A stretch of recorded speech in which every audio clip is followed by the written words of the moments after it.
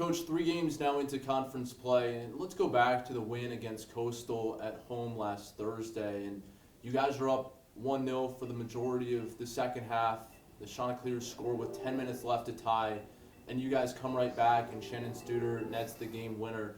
What did it mean to this team to have that kind of response en route to the win? I thought it was a great response. There was no letdown in energy. I thought the goal was maybe a little bit against the grain of the play. Coastal's goal was against the grain a bit. But we made some really key subs right at that moment, and they brought a lot of energy. And Haley went right down there and got the assist. I think it was probably her first touch of the game. So I'm really pleased with that. There was really no letdown, no just dwelling on the goal that we gave up and just moving right along, remaining neutral. What do we need to do now? And we need to get a goal. And so just very pleased with that mental strength the team showed and continue building our momentum through that game. You guys have had 7 different goal scorers now through 11 games this season. What does that say about the balance of this team? I think the team is very balanced and we use a lot of players. The fact that 7 of them have found the net, I think, speaks to the fact that we're truly trying to play a team game, and we are learning to work off of each other and to really be detailed in our movement off the ball, to be very in tune with our decision making on the ball. I think it shows great progress to open the scoring up to so many more players this year. Against Marshall on Sunday, Brecken Monteith and Katie Fuller each scored their first of the year.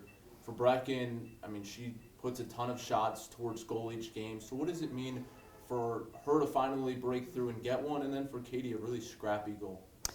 Well, Brecken's goal, first of all, I think it helps that she was really aggressive with her movement and got herself into the box. It was a fantastic goal. She had pressure from both sides. She had a tough angle from the goalkeeper, and she put it away. So fantastic finish, great first goal of the season for Breck.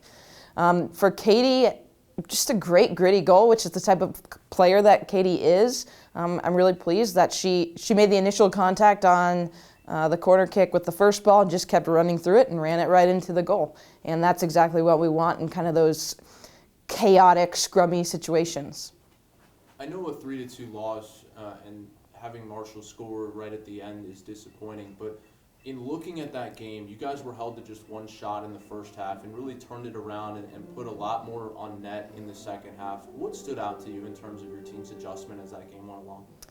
Well, I think the one positive is that Marshall completely adjusted the way that they played in their formation to play against us. And I think that shows a new level of respect for this program and for this team and the way that we play. This is a team that finished in last place last year. You don't adjust for a last place caliber team. You adjust for a top 4 team. And that's where we were going into this game, and I was pleased to see that other programs are starting to respect us a bit. And so, yeah, they made some really good adjustments, I think, to be fair to Marshall, and it threw us a little bit for the first half. I think that combined with being on the road and being a little flat coming out didn't help. But so we made our own adjustments going into the second half and had a lot of the play, scored some good goals. Unfortunately, just weren't able to take advantage of that momentum in the second half. We've talked a lot about the growth of your team on the field, but there's been a large growth in terms of the support this team has received at the Valley this season. Just speak to the fan engagement, the students coming out, and the atmosphere that they've created at these matches. I love to see how many students are coming out to our games. It is so good for our team, for the energy of our team.